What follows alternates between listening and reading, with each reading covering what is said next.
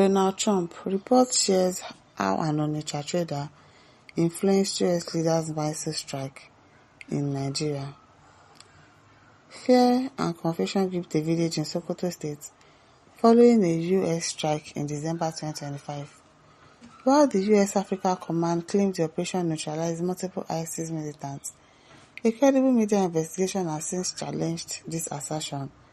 A report by the New York Times has now shared how a screwdriver trader in Onitsha, the founder of Inter-Society, influenced President Donald Trump's missile strike in Nigeria.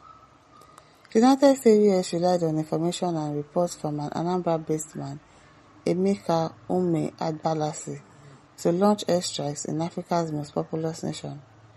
According to a report on Sunday, January 18, 2026, by the New York Times, Ume Agbalasi runs a small shop selling screwdrivers and wrenches in Onitsha, Anambra State, southeast Nigeria.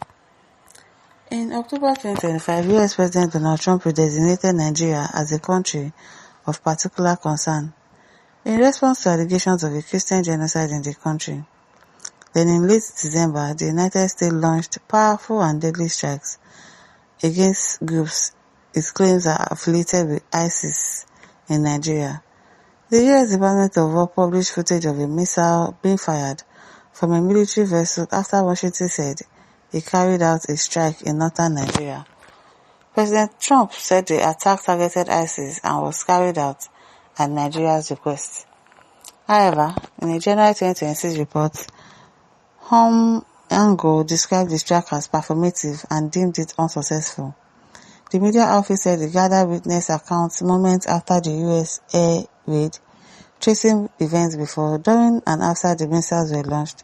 President of B0MB village in Sokoto State, where the strike happened, said there have been no signs that any terrorist was hit. Several B0MB locals were also interviewed, and in separate interviews they were all echoed one thing: the terrorists in the northwest region of Nigeria had long left the site of the attack before the missile was launched. Oh, really? The strike raised curiosity in the communities, and villagers insisted they would know if any terrorists were spied or if any one of them were injured. Now, according to the New York Times fresh report, Ume Agbalasi, founder of the International Society of Civil Liberties and Rule of Law, popularly called Inter-Society, is an unlikely source of research that US Republican lawmakers have used to promote the misleading idea that Christians are being singled out for slaughter in Nigeria. Ume Agbalasi, alongside his wife, run the non-governmental organization from his home. The report said US lawmakers Riley Moore and Ted Cruz, whom Trump had asked to probe the Christian genocide claims in Nigeria, alongside Congressman Chris Smith of New Jersey, have all cited his work. Ume Agbalasi was quoted as saying he has documented 125,000 Christian deaths in Nigeria since 2009, based on research from Google searches, Nigerian media reports, secondary sources, and advocacy group like Open Doors, a Christian organization whose data Trump has cited. He told the New York Times that he rarely verifies his data. He also acknowledged that he seldom travels to the region where attacks have occurred and usually assumes the victim's religion based on the location of attacks. The report is, if a mass abduction or buying happens in an area where he thinks many Christians live, he assumes the victims are Christian.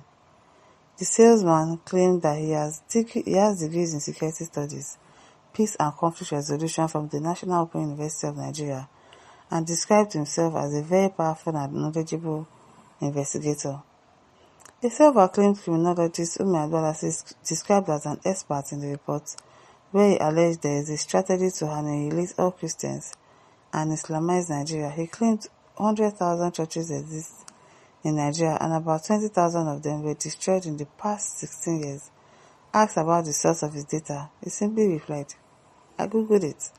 Relying on information provided by 3 congressmen who have repeatedly referenced to Ume Agbalasi's data, Trump authorized a volley of strikes in Nigeria on Christmas Day. In a strongly worded statement signed by its national spokesperson, Bolaji Abdullahi, the ADC questioned Nigeria's role in the operation and warned that the incident poses serious risks to the country's sovereignty, strategic autonomy, and self-respect. The party argued that statements by the federal government suggest Nigeria merely played an intelligence support role rather than leading the operation on its own soil. Okay, then Umadu says no more federal government collaboration. Again, na Igbo influence am. Avaja says, don't worry, Southwest will be taken soon and there won't be anyone to save you. Double-edged hypocrite.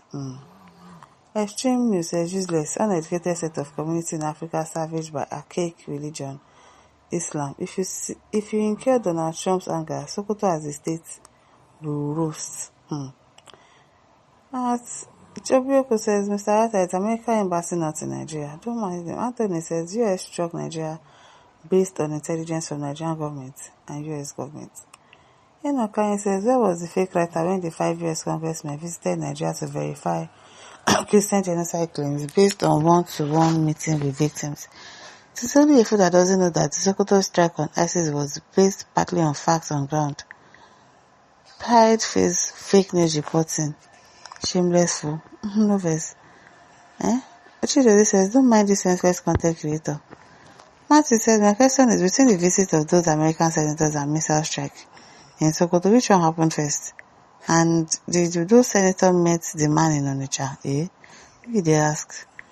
Blunt Kind says, people accused Nnamdi Kanu then, the reverend from North and now this man, may turn their fire all of you there. I'm saying it, where is this man that came outside, this man from Plateau State? That pastor, where is he? They really silenced the man now. Peter is a useless cock and bull stories from brown envelope journalists. So those pastors from the north whose video are going viral are the Anambra businessmen. So the terrorists are not buying Christians. Those churches burnt down in the north is the Anambra businessman, Abi? Please, it is what it is. So those Southern Kaduna Christians by during government, El Rufai still worship are not human. Whether you want to agree or not, there is an agenda to take over people's ancestral home. There is really an agenda. Chukwudi says this blogger must be a beneficiary of the $1 million disinformation lobby against undeniable Christian genocide in Nigeria. Says well. Michael Paul says, why risking the traders' security? I don't know. Ugo says, Miriam, change your religion. Torah and Jezebel are all fake. Any religion operating by mass destruction of life should vanish by the way. Samuel says, meaningless write-up by an escapee of unguarded mental home. My listeners, don't forget to like, to share, to subscribe. Thank you for listening. See you some other time. Bye.